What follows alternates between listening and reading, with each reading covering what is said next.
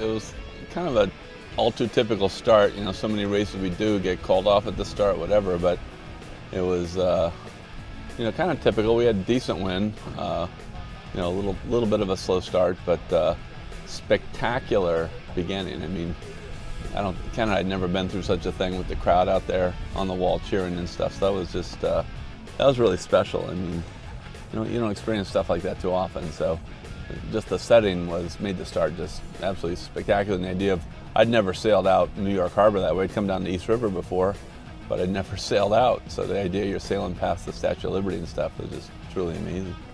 We started out the race with the Code Zero and went to the Solent and then back to the Code Zero. We did a combination of tight reaching and beating the whole way down, but primarily fetching on starboard tack. Yeah, it was exciting after all. That was really exciting. Like, holy shit, we all made it here at the same time. And that's the fun, to realize the boats are well matched. You know, it's just great to see, you know, after, you know, 50 miles or whatever, to see we were probably within, you know, half mile of each other. And, you know, turns are always fun because when somebody goes around the turn, you get it always seems closer than it is because they're coming back kind of the other way. It was very exciting. And then to see us separate after the turn, we had our eyes on each other the whole night long. It was awesome. That's something I love about night racing. You can always, you know where the competition is. You can see those dots of light really far away, and we're sitting there guessing, why are they doing that? Maybe we ought to be doing that kind of thing. It's just really fun. It happened maybe 8 hours ago with Kenny, and I said, I'm an idiot. He's like, no, you're just tired. So it's that kind of thing, or you're trying to hoist a kite and you get a bag of garbage because you got the wrong halyard on the wrong angle. It just happens when you're really fatigued. The main thing is to stay on the damn boat. You know, we each went down maybe 3 times for anywhere for 30 minutes to an hour, and you know, you get some sleep but not a whole lot. It's really more just to not be excited. I think one of the stressful things is after that long leg down to the first turning mark was going back across Ambrose Channel. That is, you know, I'm used to like Boston Harbor where there's a fair amount of commercial traffic, but that was like, it looked like a air traffic lineup coming into you know, an airport. It was unbelievable with fishing boats, barges, cruising boat. Yeah, we had a fishing vessel that just didn't stop, and I didn't see him till the last minute. Ken was down below, so the usual, hey Ken, he's like, whoa. But we were probably 120 yards from the front of that boat, and it was just full speed right at us. Well, we approached it differently than we ended up because we originally wanted to go east of it. And just the way the wind shifts were, we ended up going west of it. So we absolutely thought going east would be the right move. So we ended up in a little bit of foul tide. Actually, staying on the west side of it kept us on the long tack.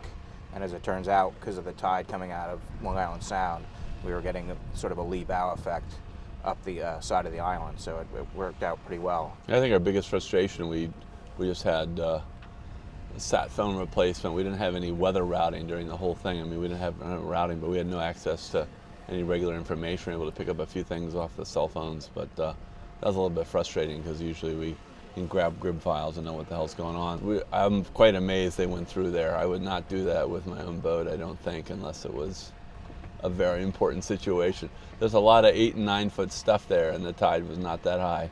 So props to them for making it through. I just thought it was amazing. I mean, the venue is unbelievable. To watch the new World Trade Center go up, or whatever they call that. I mean, I was in the air on 9/11. It was a really emotional thing for me just to see that new tower going up and to have the venue right there in a spectacular setting.